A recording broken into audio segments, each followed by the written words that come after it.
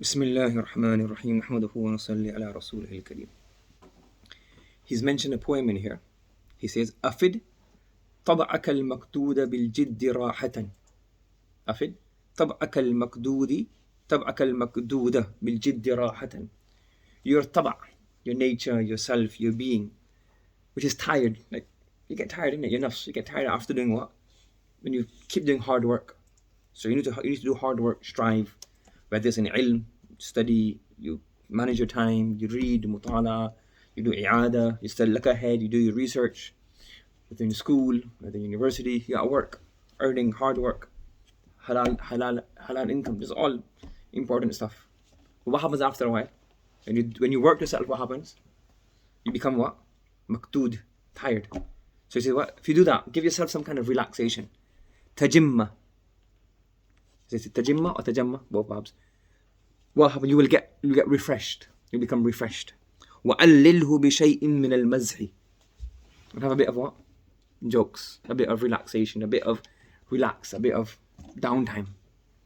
Yes? Because naturally the person needs this kind of stuff. But then he says here, وَلَكِنْ إِذَا أَعْطَيْتَ ذَلِكَ فَلْيَكُنْ. If you do this, if you have relaxation, بِمِقْدَارِ مَا تُؤْتِي الطَّعَامَ مِنَ الْمِلْحِ. Yes? But you need a bit of relaxation. But what happens? Give yourself that much relaxation is how you have what? Salt in food. So the main thing is the food, and then you have a bit of salt on top. So the main thing is, getting down to business in your ilm, in your amal, in your work, in your productive activities. But then along with that, you have to sprinkle a bit of salt, sprinkle a bit of entertainment, sprinkle a bit of relaxation, sprinkle a bit of downtime, sprinkle a bit of jokes, a bit of relaxation. If not, what happens? A person will get mentally fatigued.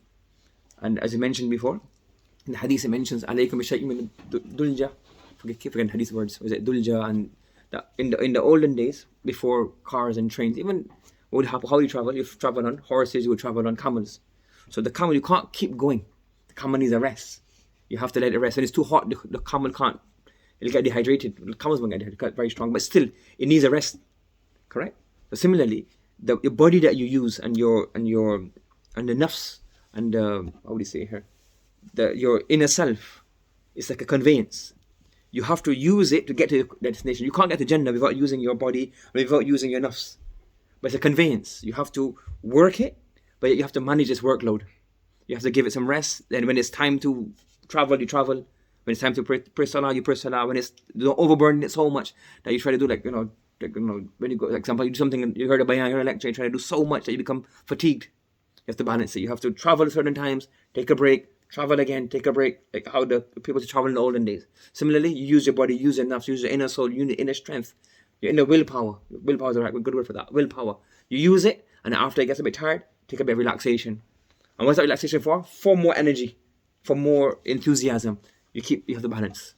But again, everybody define what suits them. So those who say, that point the guy says that you have to do. So then the whole day there's jokes, whole day sleep, whole day relax. But what's the main thing? Yes, and that's people who think, then it's like, so everybody picks and suits. Everybody does that. We're all guilty of that. That's why Allah mentioned in the Quran, أَتُؤْمِنُوا بِبَعْضِ الْكِتَابِ وَتَكْفُرُونَ بِبَعْضِ. That's a human nature. That you pick what you like and you leave what you like. But he's saying here that original asal is what? Is jid and hard work and resolve to get something done. And then in between, you sprinkle a bit of downtime, a bit of jokes, a bit of relaxation, so you can get refreshed to do more. You understand? That's what the Prophet ﷺ, he would even have that with his wives. He would have in the books of hadith, you have jokes. The Prophet then with his wives, he had downtime. He would talk with Aisha radiallahu ta'ala and azwaj. Every day he would have time with his azwaj between Asr and Maghrib, according to some narrations. And then you have Umar radiallahu anhu's story. He's there, all his kids, and all his kids are always playing with him.